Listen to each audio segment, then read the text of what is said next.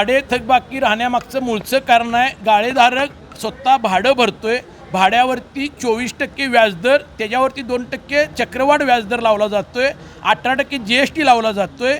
त्याचबरोबर गाळेधारक भाडं देऊनसुद्धा घरफाळा भरतोय. सध्या प्रचलित जर विचार केला तर मालकाने फाळा भरायचा असतोय आणि भाडेकरूने भाडं द्यायचं असते. पण इथं उलटी गंगा वाहती, त्यामुळे सगळे प्रॉब्लेम तयार झाल्यात. 2014 पूर्वी असे प्रॉब्लेम नव्हते, कारण त्यावेळी दंडव्याजाचं प्रमाण कमी होतं आणि 11 महिन्याचं भाडं भरून घेऊन 1 महिने सूट दिली जात होती. त्याच्यानंतर जे शासनाने धोरण अवलंबलं 8%चं, त्यामुळे जे क्लिष्ट निर्णय झाल्यात ते त्यामुळे सगळं प्रलंबित राहिलेलं आहे.